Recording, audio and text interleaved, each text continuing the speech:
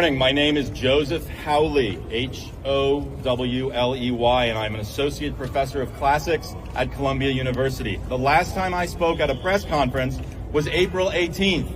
That day, police officers in crowd control gear entered our campus for the first time in decades and carried off dozens of students who were peacefully and quietly encamped on one of the enclosed lawns in front of our library, threatening no one.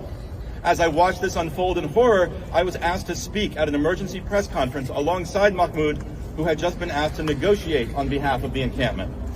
It is always dangerous to speak in public for Palestinian rights, safety, and freedom with your face uncovered and your name declared. You can be sure you will be harassed, doxxed, terrorized. People will try to get you fired from your job. For speaking here, I will receive a new round of death threats, slander, complaints to my employer. When I step down from here, I will publish these remarks to protect me from the inevitable attempts to misrepresent my words. And Mahmoud, as a student negotiator, took these same risks and many more. Mahmoud is a man of decency, honor, and kindness. He has distinguished himself in his work as an advocate and negotiator, as someone committed to peaceful resolution of difficult situations. He is a consummate diplomat in his disposition and his character. What the Trump government is doing to Mahmoud is obscene. It is unreasonable, intolerable, unconstitutional. So why do they think they can get away with it? The Trump administration is betting that Americans will happily look the other way as one more Palestinian is victimized here on American soil. They are betting that when you hear Mahmoud's name or the word Palestinian, the parts of you that make you a thinking and rational and caring person will switch off, and you will believe the worst about him, and you will turn a blind eye to these grave violations of his rights. And after what I've seen over the last year and a half, I'm not sure they're wrong. Anti-Palestinian groups have spent all year casually leveling the most dangerous accusations on the flimsiest grounds, and members of our own community have repeated them. Don't like seeing a kafia? Call them a terrorist and call the cops. Don't like their views? Call them anti-Semitic and get them expelled. Don't like that your Jewish colleague has the chutzpah to say free Palestine? Report him for Jew hatred to a university task force.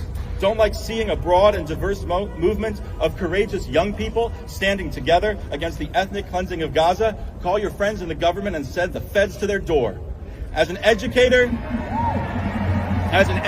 it disgusts me that anyone who wants to be taken seriously in association with a university would deal so ignorantly with language and truth. But more than that, I am ashamed as a Jewish person that this kind of slander has found currency in some parts of my own community in service of the racist and anti-Semitic Trump agenda. Trump's claim that this atrocity combats anti-Semitism is insulting. We will not take lectures on anti-Semitism from segregationists and neo-Nazis. We will not allow a white supremacist president and his party to claim the mantle of Jewish safety as they shred the Constitution and spin outlandish legal theories to justify the suppression of dissent and the brutalization of those who oppose war and apartheid. One of the most insidious forms of prejudice toward Jews is the trope of dual allegiance, which suggests that we Jews, because of our ethnicity or religion, have secret political commitments at odds with the communities we live in, that we are not to be trusted, that you should always believe the worst about us. When Donald Trump sneers at globalists, this is what he means.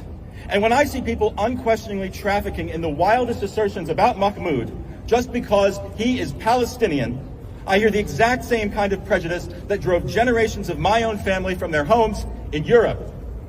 Anyone who spread the lies about Mahmoud that resulted in his detention should be ashamed. And if you find yourself believing whatever someone tells you about Mahmoud just because he is Palestinian or because he spoke up against a murderous war that you somehow still support, I can only implore you to scrutinize your own soul.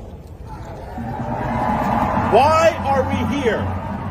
Because we want our friend back. But we are also here because what happens to Mahmoud could happen to any of us. If they can strip the green card from a lawful permanent resident, they can do whatever they want to a citizen. If you're waiting for permission to think of this as a crisis, here it is. What has been done to Mahmoud goes far beyond whether or not you agree with the cause of Palestinian liberation. Where exactly are we in the poem that begins, "When they came for the communists, I did not speak out"? Well, they've already come for the asylum seekers.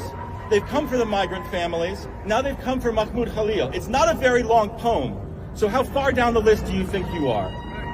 I've been proud to stand as a Jew beside Mahmoud Khalil and call for a free and just and peaceful Israel-Palestine.